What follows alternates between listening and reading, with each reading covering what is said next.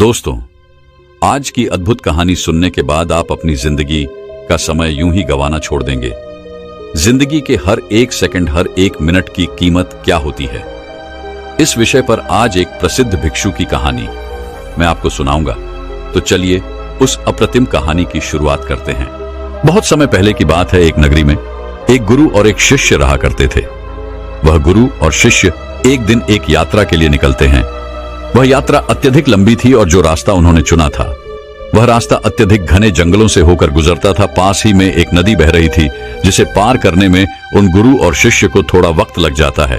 उन गुरु ने अपने हाथों में एक थैला पकड़ रखा था और वह थैला बहुत ही भारी प्रतीत हो रहा था, जिसमें कुछ ऐसी चीज रखी थी जो अत्यधिक वजनी थी, अर्थात अत्यधिक भारी थी। और उस थैले को उन गुरुवर ने बहुत ही ध्यानपूर्वक पकड़ रखा था। वह गुरु व उस थैले को अपने आप से एक पल के लिए भी दूर नहीं कर रहे थे। ऐसे ही उन गुरुवर ने उस थैले को अपने हाथों में लेकर काफी दूर तक का सफर तय किया। लेकिन उसके बाद उस वजनी चीज के कारण उन गुरुवर के हाथों में दर्द महसूस होने लगा। इसलिए उन्होंने वह थैला अपने कंधों पर टांग लिया और आगे का सफर तय करने लगी। वह जंगल इतना घना और इतना बड़ा था कि उसका दूसरा छोर कहीं से नजर नहीं आ रहा था। वह गुरु और शिष्य दोनों उस जंगल के रास्ते से होकर गुजरते चले जा रहे थे। वहां पर और कोई भी नहीं था। तभी वह गुरु अपने शिष्य से कहते हैं, भंते, तुम्हें डर तो नहीं लग रहा? वह शिष्य अपने गुरु की यह बात सुनकर अत्यधिक हैरान हो जाता है और वह बड़ी हैरानी से अपने गुरुवर से कहता है गुरुवर, आप ये क्या कह रहे हैं? हम एक सन्यासी हैं, हमें किस बात का डर? आखिर आप ऐसा क्यों पूछ रहे हैं? पहले तो मैंने आपको यह कभी पूछते नहीं देखा। कहीं आप मेरी परीक्षा तो नहीं ले रहे? इस पर गुरुवर अपने उस शिष्य से कहते हैं, नहीं नहीं, मैं तो बस यह जानना चाहता था कि इतने घने जंगल में हम कब से चले जा रहे हैं। हो सकता है तुम्हारे मन में डर पैदा हो रहा हो, इसलिए मैंने बस तुमसे पूछ लिया। इस पर शिष्य कहता है, गुरुवर, आप ही ने तो सिखाया है यह सब कुछ नश्वर है, तो फिर मुझे किस बात का डर होगा? नहीं, मेरे पास कुछ ऐसा है जिसे खोने का मुझे डर हो, तो फिर भला मैं किस बात से डरूंगा? आपने शिष्य की यह बात सुनकर वह गुरुवर कहते हैं, अच्छा ठीक है, चलो आगे बढ़ते हैं। इतना कहकर वह गुरुवर और वह शिष्य आगे की ओर बढ़ने लगे। देखते ही देखते रात हो चुकी थी। रात में उन्होंने एक जगह पर रुकने का इंतजाम किया। चारों तरफ घना अंधेरा था, चारों तरफ एक सन्नाटा छाया हुआ था। तभी वह गुरुवर अपने उस शिष्य से कहते हैं, भंते, आज रात हम यहीं पर रुक जाते हैं और अगली सुबह हम अपनी यात्रा फिर से प्रारंभ करेंगे। वह शिष्य अपने उन गुरुवर की बात मान लेता है। कुछ देर बाद वो गुरु अपने शिष्य से कहते हैं, भंते, कहीं तुम्हें भय तो नहीं लग रहा? यह बात सुनकर वह शिष्य एक बार फिर से अपने गुरुवर से कहता है गुरुवर, मुझे किस बात से डर लगेगा? मैंने कोई गलत कार्य नहीं किया और ना ही मेरे पास खोने के लिए कुछ है। आप मेरी चिंता ना करें, मुझे कोई डर नहीं लग रहा। आप चैन से सो जाएं। आखिर हम कल सुबह आगे की यात्रा भी तो पूरी करनी है। इतना कहकर वह गुरु और शिष्य दोनों सो जाते हैं। अगली सुबह सूरज निकलने से ठीक पहले वह दोनों उठकर अपनी यात्रा फिर से प्रारंभ करते हैं और अपने मार्ग में आगे की ओर बढ़ने लगते हैं। जैसे जैसे सुबह हो रही थी वैसे वैसे सूर्य की किरणें भी तेज और तीव्र होती जा रही थी। लेकिन वह गुरु और शिष्य आगे की ओर बढ़ते चले जा रहे थे। देखते ही देखते दोपहर का वक्त हो चुका था और अब उन महात्मा को जोरों की प्यास लग चुकी थी। दोनों ने जैसे तैसे उस घने जंगल को पार किया और उसके बाद जो गांव पड़ता था उसमें जाकर कुछ देर के लिए विश्राम किया। तभी वह गुरु अपने शिष्य से कहते हैं, भंते, मुझे जोरों की प्यास लगी है, मेरे लिए पानी लेकर आओ। इस पर शिष्य दौड़ा दौड़ा गांव के कुएं के पास जाता है। वहां से पानी निकालकर वह अपने गुरुवर को देता है। पानी पीते वक्त वह गुरुवर अपने उस थैले को अपने उस शिष्य को थमा देते हैं। वह थैला अत्यधिक भारी था। शिष्य ने जब उसे अपने हाथों में लिया तो वह यह समझ चुका था कि यह गुरुवर पहले से ही अपने थैले में कुछ ऐसा लिए घूम रहे हैं जिनके कारण इनके मन में कुछ डर उत्पन्न हो रहा है।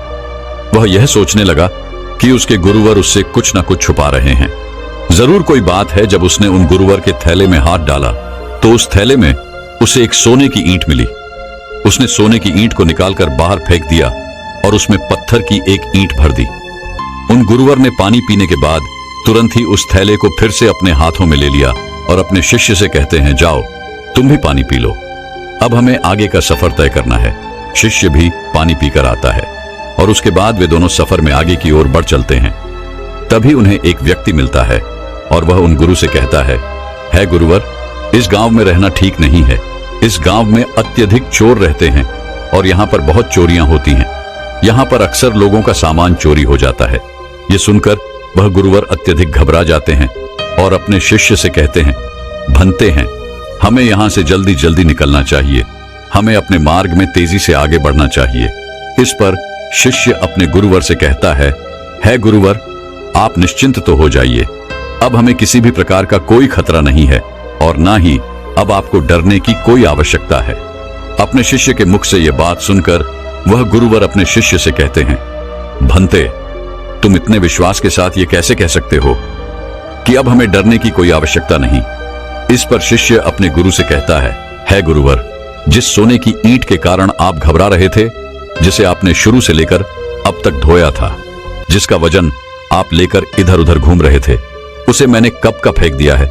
इसलिए वह खतरा अब टल चुका है। अब वह खतरा हमारा पीछा नहीं कर सकता। इसलिए आप निश्चिंत हो जाइए और अब आपको डरने की भी कोई आवश्यकता नहीं। अपने शिष्य की यह बात सुनकर वह गुरु अपने थैले में हाथ डालकर देखते हैं तो उन्हें एक साधारण सा पत्थर मिलता है। तब वह अपने शिष्य से कहते हैं, भंते, इसमें जो सोने की ईंट थी वह कहां गई। इस पर वह शिष्य कहता है गुरुवर, जो आपकी परेशानी का कारण बना हुआ था, जो आपकी डर का कारण बना हुआ था, मैंने उसे निकालकर फेंक दिया है और उसकी जगह पर यह पत्थर की ईंट मैंने आपके थैले में रख दी थी ताकि आपको इसके बारे में जानकारी ना हो सके। इस पर वह गुरु कहते हैं, अर्थात इतनी देर से मैं केवल एक पत्थर का बोझ धो रहा था, एक पत्थर को लिए घूम रहा था और अकारण ही परेशान हो रहा था, डर रहा था, घबरा रहा था। इस पर शिष्य कहता है गुरुवर, आप तो व्यर्थ ही चिंतित हो रहे थे। वह सोने की ईंट भी हमारे किस काम की, वह तो हमारे लिए नश्वर है, व्यर्थ है। हमारे लिए तो सब एक समान है। इस पर वह गुरु अपने उस शिष्य से कहते हैं, भंते, तुम सही कहते हो, मैं तुम्हारी बात समझ चुका हूं। तुमने एक शिष्य होकर मुझे इतनी अच्छी सीख दी है। मैं तुम्हारी समझदारी से अति प्रसन्न हूं। मुझे खुशी है कि तुम मेरे शिष्य हो। इस पर वह शिष्य कहता है गुरुवर, आप ही ने सिखाया था, भय जैसी कोई चीज नहीं होती। यह तो हमारी मान्यता है जिसे हम कई वर्षों से यूं ही मानते चले आ रहे हैं। लेकिन यदि हम ध्यान से वास्तविकता को देखेंगे तो सत्य का झात होगा कि ऐसा कुछ नहीं होता। यदि व्यक्ति के भीतर भय बसा हुआ है तो कोई भी चीज उसे डरा सकती है, और यदि व्यक्ति भीतर से कमजोर नहीं है, ताकतवर है, तो उसे कोई नहीं हरा सकता। जरूरत है तो खुद को यह बताने की कि हम जो कुछ भी सोच रहे हैं, हमारे भीतर जो कुछ भी चल रहा है, ये सब एक कल्पना है और कुछ नहीं, जिसे हम बेवजह ही कई वर्षों से ढो रहे हैं, इसका वजन संभाल रहे हैं। एक बार की बात है, एक बार एक गुरु अपने सभी शिष्यों को उपदेश दे रहे थे। तभी उन सभी शिष्यों में से एक शिष्य अपने गुरु से पूछता है गुरुदेव, क्या ये जरूरी है कि हम समय रहते अपने कार्य को पूरा कर लें? हम उसे बाद में भी तो कर सकते हैं, हम उसे बाद में क्यों नहीं कर सकते? इस पर वह गुरु अपने उस शिष्य से कहते हैं, भंते, समय के साथ अगर तुम हर कार्य को करते हो तो जीवन में तुम्हें उसका वैसा ही लाभ भी मिलेगा और तुम आगे की ओर बढ़ते चले जाओगे। आगे वह गुरुवर अपने उस शिष्य से कहते हैं, समय एक ऐसी चीज है जो कभी किसी के लिए नहीं रुकता, इसलिए समय के साथ अपने कार्य को पूरा कर लेना चाहिए। यदि तुम अपने कार्य को कल पर टालते हो तो क्या तुम जानते हो कल क्या होगा? क्या तुमने कल देखा है? ये कोई नहीं जानता। तुम्हारा आज तुम्हारे पास है, इसलिए इस पर ध्यान दो, क्योंकि यदि यह समय निकल गया तो फिर कभी यह वापस नहीं आएगा। इस पर वो शिष्य कहता है, पर गुरुवर, ऐसा क्यों होता है? हम उस कार्य को बाद भी क्यों नहीं कर सकते? इस पर गुरुवर अपने उस शिष्य से कहते हैं, क्योंकि हर कार्य को करने का एक निश्चित समय होता है। इसे और अच्छे से समझाने के लिए मैं तुम्हें एक कहानी सुनाता हूं। इस कहानी को ध्यानपूर्वक सुनना और समझने का प्रयास करना। एक समय की बात है, एक व्यक्ति था जिसका एक बेटा भी था और उसका बेटा बहुत आलसी था। वह कभी भी किसी कार्य को समय पर पूरा नहीं करता था। एक काम करता और उसके बाद वह भाग जाता और घर पर भी वह वापस नहीं आता। इसी तरह उसका कार्य अधूरा रह जाता। जब वह अगले दिन उस कार्य को पूरा करने जाता तो उसका काम और भी ज्यादा बढ़ जाता। वह किसी भी कार्य को मेहनत और लगन के साथ पूरा नहीं कर पाता था और यह बात उसके पिता को बहुत अच्छे से पता थी कि उसका बेटा किसी भी कार्य को पूर्ण रूप से नहीं करता, ना ही किसी काम को सही ढंग से करता है। इस कारण वह व्यक्ति अत्यधिक चिंतित रहता। उसे यह समझ नहीं आ रहा था कि अपने बेटे को कैसे समझाए कि हर कार्य को उचित समय पर पूरा कर लेना चाहिए। देखते ही देखते समय बीत गया और वह व्यक्ति बूढ़ा हो चुका था। उसकी आय हो चुकी थी और अब उसे यह चिंता सताने लगी थी कि उसके बेटे को कौन संभालेगा, उसे कौन समझाए कि कैसे कोई कार्य सही समय पर और सही ढंग से करना चाहिए। एक दिन उसने यह तय किया कि वह अपने बेटे से इस विषय पर बात करेगा। उसी दिन शाम को खाने के वक्त वह व्यक्ति अपने बेटे को अपने पास बुलाता है और उसे समझाते हुए कहता है, बेटा, तुम जानते हो हम सब किसान हैं और किसानी करके ही हमारा पेट भरता है और हमारा जीवन भी इसी से चल रहा है। मैं जब तक स्वस्थ था मैंने पूरी लगन और मेहनत के साथ इस कार्य को पूरा किया है, लेकिन अब मैं बूढ़ा हो चुका हूं, मेरी उम्र हो चुकी है। अब मैं तुम्हारा साथ नहीं दे सकता और न जाने कब अब मेरा अंतिम समय भी आ जाए। फिर मेरे बाद इस काम को कौन देखेगा, कौन तुम्हारे परिवार को खिलाएगा, उसका ध्यान रखेगा। इसलिए मैं चाहता हूं कि तुम अभी से अपनी जिम्मेदारियां समझ लो और मेरा सारा कार्यभार आज से तुम संभाल लो। उस व्यक्ति के मुख से ये सारी बातें सुनकर उनका बेटा थोड़ा भावुक हो जाता है। तभी आगे उसका पिता उससे कहता है, तुम्हें अब से अपनी हर जिम्मेदारी को समझना होगा, अपने कर्तव्यों का पालन करना होगा, हर काम को स्वयं से करना होगा और यदि तुम अपने सभी कार्यों को समय पर पूरा कर लोगे तो निश्चित तौर पर तुम्हें सही और अच्छे फल भी मिलेंगे। इस पर वह लड़का थोड़ा सा क्रोधित होकर अपने पिता से कहता है, पिताजी, आप क्या कहना चाहते हैं? आपको क्या लगता है मैं अपना कोई कार्य पूरा नहीं करता? मैं खेत में जाता हूं, वहां रहता हूं, वहां की देखभाल करता हूं, घर के कामों के लिए भी जगह जगह जाता हूं, तो क्या ये सब कार्य नहीं है? क्या इन सबको कार्य नहीं कहते और क्या इन्हें मैंने बिना मन के ही पूरा किया है? इस पर उसके पिता कहते हैं, बेटा, मैं जानता हूं कि तुम रोज खेत जाते हो, लेकिन मुझे यह भी पता है कि तुम वहां जाकर एक पेड़ की छाया में सो जाते हो और अपना समय बर्बाद कर देते हो। मैंने खुद कई बार तुम्हें खेतों में सोते हुए देखा है और तुम कहते हो कि तुम घर के कामों के लिए बाजार जाते हो। मैंने तुम्हें कई बार बाजार के बहाने अपने मित्रों से मिलते हुए देखा है, उनसे घंटों बातें करते हुए देखा है, लेकिन तुम एक पल के लिए यह नहीं सोचते कि घर पर बूढ़े माँ बाप हैं, उनका भी तो ख्याल रखना आवश्यक है। अपने पिता के मुख से ये सारी बातें सुनकर वह लड़का शांत हो जाता है, क्योंकि उसके पास अब कहने के लिए कुछ नहीं बचा था। वह चुपचाप अपने पिता की बात सुनता है। उसके पिता आगे कहते हैं, अपना हर कार्य पूरे मन, लगन और ईमानदारी के साथ करना चाहिए, क्योंकि ऐसा न करके तुम किसी और को नहीं बल्कि खुद को ही धोखा दे रहे हो, जो तुम्हारे लिए आगे बढ़कर बड़ी समस्या बन जाएगी और तब ना तो तुम्हें कोई समझाने वाला होगा और ना ही तुम्हारा कोई साथ देने वाला होगा। कल को यदि हम ना रहे तो तुम क्या करोगे? इसलिए समय रहते अपने कार्यों को संभाल लो और ईमानदारी और मेहनत के साथ अपना कार्य पूरा करो। मेरा काम तुम्हें केवल मार्ग दिखाना है और मैं तुम्हें केवल मार्ग ही दिखा सकता हूं। उस पर तुम्हें खुद ही चलना होगा, उसका अनुभव तुम्हें खुद ही प्राप्त करना होगा और यह सब तुम पर निर्भर करता है। यदि तुम मन, लगन और ईमानदारी के साथ अपना कार्य करोगे तो तुम्हारा मन हमेशा प्रसन्न रहेगा, तुम हमेशा खुश रहोगे, क्योंकि तुमने अपने कार्य में अपना 100% दिया है। इसलिए तुम समय के साथ आगे भी बढ़ते चले जाओगे और यदि तुम समय बर्बाद करोगे तो समय भी तुम्हें एक दिन अवश्य बर्बाद कर देगा, क्योंकि समय किसी का इंतजार नहीं करता। इसलिए अपनी गलतियों को समझो, उन्हें सुधारो, अभी भी समय है। इतना कहकर उस लड़के के पिता वहां से चले गए और वह लड़का भी अपने कमरे में सोने चला गया। लेकिन अब भी वह लड़का अपने पिता की बातों पर ध्यान नहीं देता। ऐसे ही कुछ दिन और बीत गए। कुछ दिनों के बाद उसके माता पिता की तबीयत अचानक खराब हो गई और उनकी अचानक मृत्यु हो गई। माता पिता के जाने के बाद वह पूरी तरह से अकेला हो चुका था। अब उसके साथ कोई नहीं था, उसका किसी चीज में मन नहीं लगता। वो रात रात तक जागता रहता, सोचता रहता कि उसने क्यों अपने पिता की बातें नहीं मानी। यदि उसने अपने पिता की बात मान ली होती तो आज वह हर कार्य को पूरे मन लगन और ईमानदारी के साथ कर पाता।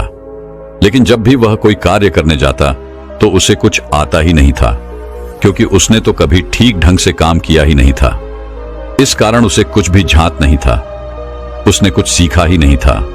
देखते ही देखते ऐसे ही समय बीत रहा था और वह जिन मित्रों के साथ घूमा करता, बातें किया करता, वह भी अब धीरे धीरे कामों पर जाने लगे थे और किसी के पास एक दूसरे के लिए इतना समय भी नहीं था कि वो एक दूसरे के साथ बैठकर बातें कर सके। समय बिता, वो जब एक साथ मिलकर बातें करते तो वे सभी केवल अपने कामों की ही बात किया करते थे। लेकिन वहां पर यह लड़का बिल्कुल चुपचाप रहता, क्योंकि इसने अपने जीवन में कुछ नहीं किया था, जिस कारण ये वहां से क्रोधित होकर वापस चला जाता है और अब उसे पछतावा होता है कि उसने अपने जीवन में कुछ नहीं किया, जबकि उसके सारे मित्र धीरे धीरे आगे बढ़ रहे हैं। वह अपने जीवन में कुछ अलग कर रहे हैं और वह अब भी वहीं का वहीं है। उसने तय किया कि अब से वह खेतों में खूब मेहनत करेगा, जैसा उसके पिता ने कहा था। पूरी लगन और मेहनत के साथ वह अपने कार्य को पूरा करेगा। अगले दिन से उसने खेतों में जाना शुरू किया और अपने कार्य को करने का प्रयास किया।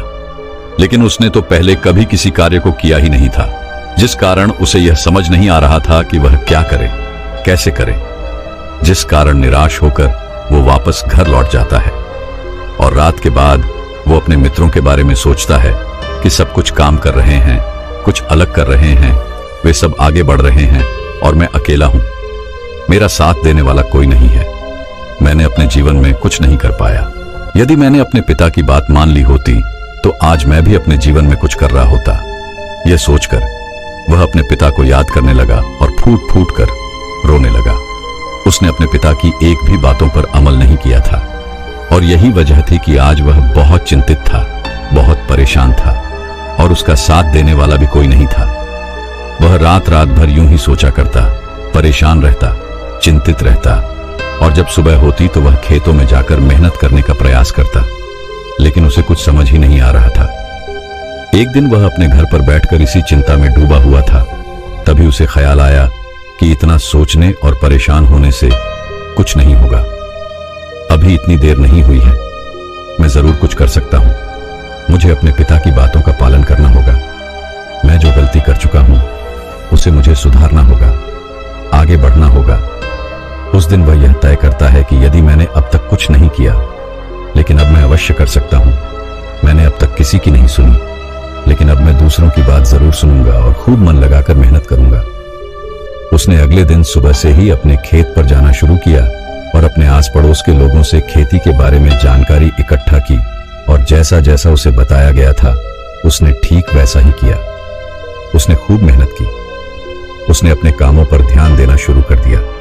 जो काम उसे नहीं आता था वह उससे किसी से पूछ लेता था और फिर उस पर कार्य करता था। धीरे धीरे उसने मेहनत की महत्वता को समझ लिया था, समय की महत्वता को समझ लिया था।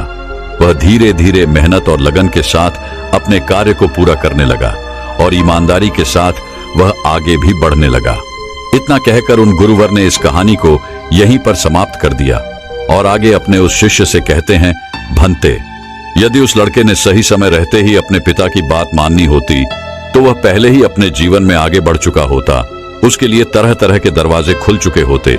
लेकिन जब वह पूरी तरह से टूट गया, हार गया, अपने पिता की बात याद आने पर जब उसे पछतावा हुआ, तब उसे यह एहसास हुआ कि उसने गलती की है और उसे सुधारना चाहिए। यदि उसने समय रहते ही जिम्मेदारियों को समझ लिया होता और ईमानदारी से अपना कार्य किया होता तो उसके लिए भी सब कुछ आसान होता और वह भी अपने जीवन में बहुत आगे बढ़ चुका होता। उन गुरुवर के मुख से यह कहानी सुनकर उस शिष्य को सारी बातें अच्छी तरह समझ में आ चुकी थी। वह शिष्य कहता है गुरुवर, आप सही कहते हैं। जीवन में हर चीज का एक सही समय होता है। हमें समय के अनुसार सब कार्य पूर्ण कर लेने चाहिए, अन्यथा अंत में केवल दुख और पछतावा ही बचता है। आगे वह गुरुवर अपने उस शिष्य से कहते हैं, हमेशा ध्यान रखना, व्यक्ति को सदैव अपने काम के प्रति जिम्मेदारी से अपने कार्य को पूरा करना चाहिए। अपने कार्य के प्रति ईमानदार होना चाहिए, तभी वह जीवन में आगे बढ़ सकता है। अन्यथा इतना कहकर वह गुरु शांत हो गए और वह शिष्य भी अपने और गुरु को प्रणाम करके वापस बैठ गया। तो दर्शकों, चलिए अब जिंदगी से दुखों को पूरी तरह से खत्म कैसे किया जा सकता है, इस विषय पर अगली कहानी की शुरुआत करते हैं। दोस्तों, महात्मा बुद्ध कहते हैं दुख है, और यह सत्य है, हमारे दुख का कारण भी है, यह भी सत्य है, और उसका निवारण भी है, यह भी सत्य है। समस्या है तो उसका समाधान भी है, परंतु हमें हमारे जीवन में केवल दुख और समस्याएं ही दिखाई देती हैं। हर तरफ चारों दिशाओं में हमें केवल दुख और परेशानियां ही नजर आती हैं। इसका समाधान तो कहीं नजर ही नहीं आता। हम चाहे कितने भी समस्याओं का समाधान खोजने का प्रयास क्यों न करें, लेकिन हम उसका समाधान निकाल नहीं पाते, और ऐसे ही धीरे धीरे वक्त बीतता जाता है और एक दिन सब कुछ ठीक हो जाता है। परंतु फिर से हमारे जीवन में दुख और समस्याएं आ ही जाती हैं, और एक बार फिर से हमारा ध्यान केवल उन समस्याओं की तरफ होता है। हमारे पास उन समस्याओं का कोई निवारण नहीं होता। परंतु यह बात भी बिल्कुल सत्य है कि निवारण और समाधान दुख और समस्या में ही निहित होते हैं, और जो व्यक्ति निवारण और समाधान को खोज लेते हैं, उन्हें जो संपदा मिलती है वह यूं ही समय को गुजार देने वालों को नहीं मिलती। मैंने अब तक आपसे जो कुछ भी कहा है, हो सकता है कि आपको ये सारी बातें समझ में ना आई हों, लेकिन महात्मा बुद्ध ने आखिर ऐसा क्यों कहा कि सभी समस्याओं का समाधान उसी समस्या में होता है। चलिए इसे एक कहानी के माध्यम से समझते हैं। बहुत समय पहले की बात है। एक राज्य का राजा बहुत चिंतित था, क्योंकि उसकी पत्नी का जन्मदिन नजदीक आ रहा था। यूं तो कहने को वह राजा था, लेकिन फिर भी उनके वैवाहिक जीवन में हजारों प्रकार की समस्याएं थी। परंतु वह राजा जन्मदिन पर अपनी पत्नी को एक ऐसा उपहार देना चाहता था कि जिससे उनके जीवन में जो दुख है वह कम से कम उस दिन के लिए दूर चला जाए। वह अपनी पत्नी को खुश करना चाहता था, किंतु आपने देखा होगा कि यह कहानी बहुत ही मुश्किल है, क्योंकि हम आज तक किसी को खुश नहीं कर पाए। हम चाहे लाख कोशिशें क्यों न कर लें, लेकिन हम कभी किसी को खुश नहीं कर पाते, क्योंकि यह खुशी हमारे पास नहीं है और ना ही सामने वाले के पास है। जो हमारे पास है ही नहीं, वह हम किसी और को कैसे दे सकते हैं। अर्थात अगर आपको किसी दूसरे को खुशी देनी है तो सबसे पहले आपको खुश होना होगा, आपको खुश महसूस करना होगा। अर्थात वो खुशी आपके पास होनी चाहिए, तभी तो आप किसी और को खुश रख सकते हैं। एक दिन राजा ने सभी दरबारियों को दरबार में उपस्थित होने का आदेश दिया, और साथ ही सभी मंत्रीगण भी वहां पर उपस्थित थे। तभी राजा ने सभी से सुझाव मांगा, क्या आखिर वह किस प्रकार अपनी पत्नी को जन्मदिन पर खुश कर सकता है। आखिर कैसा उपहार दे जिस कारण राजा की पत्नी खुश हो सके। वहां पर उपस्थित सभी लोग अपने मन की बातें राजा से बताते हैं, परंतु राजा को वहां पर उपस्थित किसी भी व्यक्ति का कोई सुझाव पसंद ही नहीं आया। एक दिन संध्या के वक्त राजा अपने रथ से कहीं जा रहा था। तभी रास्ते में उसने एक बहुत ही सुंदर मूर्ति देखी। वह मूर्ति बहुत ही सुंदर और आकर्षक थी। उसे देखकर ऐसा प्रतीत होता था मानो उस मूर्ति में जान हो। उस मूर्ति को देखकर राजा बहुत प्रसन्न हुआ, और वह तुरंत ही मूर्तिकार के पास पहुंचा, और राजा उस मूर्तिकार से कहता है, तुम तो बहुत बड़े कलाकार हो, तुम्हारी मूर्तियों में जान नजर आती है। ऐसा प्रतीत होता है कि तुम्हारी मूर्तियां जीवित हैं। हम तुम्हारी इन मूर्तियों को देखकर बहुत प्रसन्न हैं। हम चाहते हैं कि तुम्हारी सारी मूर्तियां हमारे दरबार में शामिल हों। यह सुनकर वह मूर्तिकार बहुत प्रसन्न हुआ, जैसे उसे कोई खजाना मिल गया हो। लेकिन तभी राजा ने उस मूर्तिकार से एक और बात कही, देखो, मैं चाहता हूं कि तुम मेरे दरबार में शामिल हो जाओ, किंतु उससे पहले तुम्हें हमारे लिए हमारी रानी की एक ऐसी मूर्ति बनानी होगी जिसे देखकर वह खुश हो जाए और अपने सारे दुख दर्द भूल जाए, और यदि तुम ऐसा ना कर सके तो मैं तुम्हारा सर धड़ से अलग कर दूंगा। राजा के मुख से यह सुनकर वह मूर्तिकार घबरा गया, उसके पसीने छूट गए। वह राजा को मना भी कैसे करे, इसलिए उसने न चाहते हुए भी राजा को स्वीकृति दी थी। राजा उस मूर्तिकार की बात सुनकर बहुत प्रसन्न हुआ और वापस लौट गया।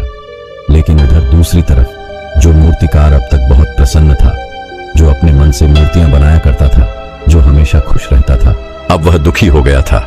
वह गहरे दुख में चला गया था। वह डर के कारण रानी की मूर्तियां बनाना शुरू करता है, परंतु जो भी मूर्ति वह बनाता था, उस मूर्ति को देखकर ऐसा प्रतीत होता था मानो वह मूर्ति बहुत दुखी है, उसे किसी प्रकार का कोई दुख है। एक के बाद एक उसने कई सारी मूर्तियां बना डाली, परंतु कोई भी मूर्ति ऐसी नहीं थी जिसे देखकर कोई भी खुश हो सके, जिसे देखकर यह प्रतीत हो कि मानो उस मूर्ति में जान है और वह मूर्ति देखकर कोई भी अपना दुख भूल जाए। और ये इस कारण हो रहा था क्योंकि वो मूर्तिकार भीतर से बहुत दुखी था, जो उसकी मूर्तियों के रूप में स्पष्ट नजर आ रहा था। राजा ने उस मूर्तिकार को 1 सप्ताह का समय दिया था, किंतु 4 दिन तो उसने यूं ही बर्बाद कर दिए।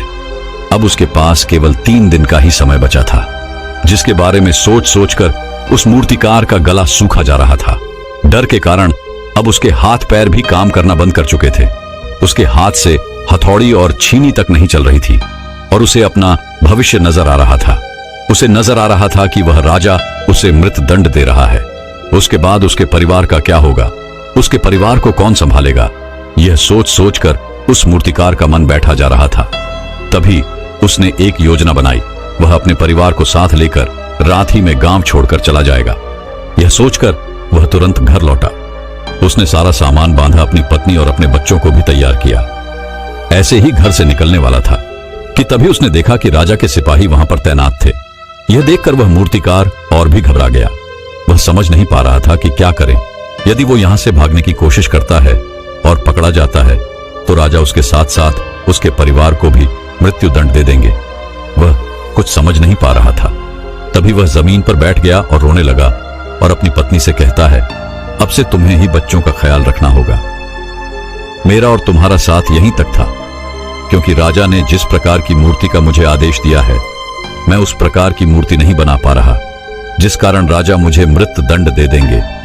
वह मेरा सर धड़ से अलग कर देंगे और उसके बाद तो तुम्हें मेरे बच्चों का ख्याल रखना होगा। इतना कहकर वह जोर जोर से फूट फूट कर रोने लगा। देखते ही देखते रात बीत गई और अगले दिन सुबह सुबह उस मूर्तिकार के दरवाजे पर एक गुरु दीक्षा मांगने आए। मूर्तिकार ने उन्हें भिक्षा लाकर दी। फिर तो मूर्तिकार बहुत परेशान लग रहा था, जिसे देखकर वह गुरु व उस मूर्तिकार से कहते हैं, बेटा, हमारे जीवन में दुख और सुख तो आते ही रहते हैं। हमारे जीवन में दुख और समस्याएं तो होती ही हैं, किंतु इन सभी दुख और समस्याओं का समाधान और निवारण भी होता है, परंतु हम केवल दुख और समस्याएं ही देखते हैं। उन दुख और समस्याओं के छिपे निवारण और समाधान को हम कभी नहीं देख पाते। यदि तुम ध्यान से देखोगे तो हर समस्या का समाधान है और हर दुख का निवारण भी है। मैं ये अच्छी तरह जानता हूं कि तुम यहां से अपनी पत्नी और बच्चों को लेकर भाग जाना चाहते थे, किंतु ऐसा हो नहीं सका। उस मूर्तिकार ने जब उन गुरु के मुख से यह बात सुनी तो वह उनके चरणों में जा गिरा और हाथ जोड़कर उन गुरु से कहता है, हे गुरुवर, आप ही बताइए मैं क्या करूं। राजा ने मुझे मूर्ति बनाने का आदेश दिया है, किंतु मैं चाहकर भी वह मूर्ति नहीं बना पा रहा, और यदि वह मैंने मूर्ति नहीं बनाई तो राजा मुझे मृत दंड दे देंगे और उसके बाद मेरे परिवार का क्या होगा, उनका ख्याल कौन रखेगा। तभी वह गुरु उस मूर्तिकार से कहते हैं, बेटा, आंख बंद कर लेने से कुछ नहीं होने वाला, क्योंकि दुख और समस्याएं तो वहीं की वहीं खड़ी रहती हैं। ध्यान देने और कर्म करने से सब कुछ बदल जाता है। यदि तुम केवल आंखें बंद करके यह सोचोगे कि तुम्हारी समस्याएं चली जाएंगी तो ऐसा कभी नहीं होगा। इतना कहकर उन गुरुओं ने उस मूर्तिकार के कानों में कुछ कहा और उसके बाद वो वहां से चले गए। उनको रुके। वहां से चले जाने के बाद वह मूर्तिकार महल गया, जिसे देखकर राजा उस मूर्तिकार से कहता है, लगता है तुमने समय से पहले ही एक अद्भुत मूर्ति तैयार कर ली है। बताओ वह मूर्ति कहां है, मैं भी उसे देखना चाहता हूं। इस पर वह मूर्तिकार जवाब देते हुए कहता है, महाराज, अभी तक मैंने मूर्ति तैयार नहीं की है, परंतु आपके दिए हुए समय पर मैं अवश्य ही वह अद्भुत मूर्ति तैयार कर लूंगा। लेकिन उससे पहले मेरा एक बार महारानी से मिलना बहुत आवश्यक है, अन्यथा वह अद्भुत मूर्ति तैयार नहीं हो पाएगी और फिर आप चाहें तो मुझे मृत्यु दंड दे सकते हैं। राजा ने उस मूर्तिकार की सारी बातें ध्यानपूर्वक सुनी और उसके बाद राजा ने मूर्तिकार को महारानी से मिलवाया। मूर्तिकार महारानी से मिलने के बाद महारानी से प्रश्न करते हुए कहता है, महारानी जी, किसी भी औरत के जीवन का सबसे बड़ा दुख क्या हो सकता है।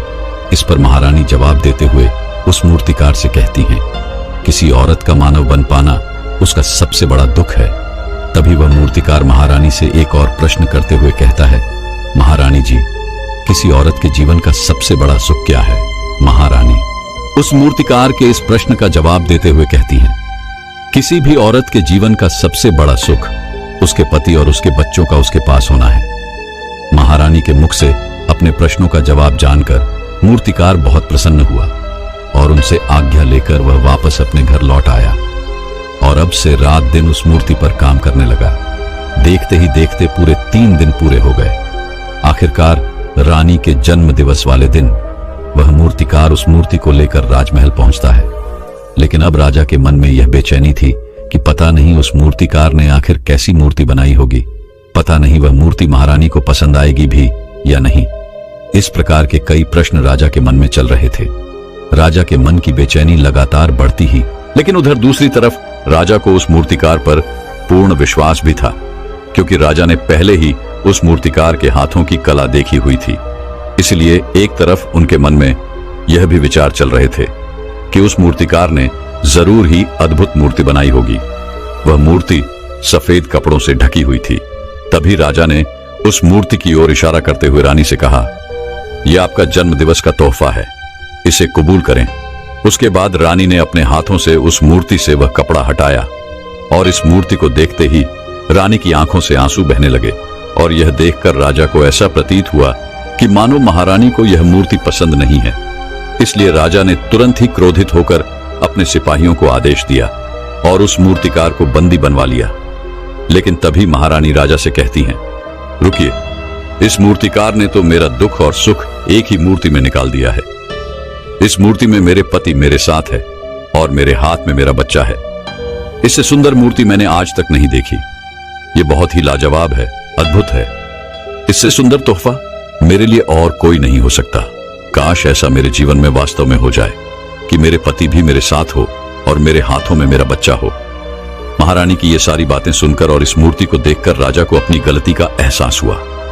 राजा अपनी प्रजा और अपने साम्राज्य के देखरेख में इतना व्यस्त रहता था कि वह कभी अपनी पत्नी को समय नहीं दे पाता था, जिस कारण राजा की आंखों से आंसू बहने लगे और दरबार में उपस्थित सभी लोग वह मूर्ति देखकर हैरान थे।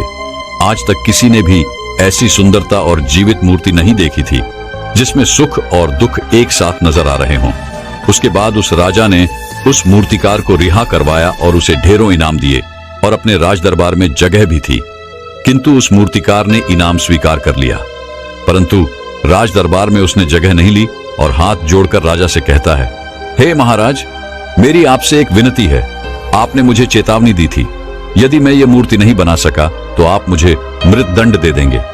किंतु मैं आपसे बस इतना ही कहना चाहता हूं कि हम में से चाहे कोई भी प्राणी क्यों ना हो, सभी के प्राण उतने ही कीमती हैं जितना कि आपका या महारानी के है। इसलिए किसी को भी बिना दोष के दंड नहीं देना चाहिए। मेरी पत्नी ने मुझसे कहा था कि राजा की दोस्ती और दुश्मनी दोनों ही अच्छी नहीं है, इसलिए मुझे आपके राज्य दरबार में कोई स्थान नहीं चाहिए। मैं अपनी छोटी सी दुनिया में बहुत खुश हूं। मैं अपने छोटे से परिवार के साथ बहुत खुश हूं। मैं आज तक जो करता आया हूं, मुझे वह पसंद है और मैं अपने पूरे जीवन काल वही करना चाहता हूं। मैं जैसा हूं, जिस हाल में हूं, मुझे बहुत प्रसन्नता है कि मैं आज इतना खुशहाल इंसान हूं। अब मुझे आज्ञा दीजिए। इतना कहकर वह मूर्तिकार वहां से चला गया। दोस्तों, इसी प्रकार हमारे जीवन में भी बहुत बड़े बड़े संकट और दुख आते जाते हैं, किंतु वास्तव में तो ये दुख और संकट हमें कुछ सिखाने के लिए आते हैं।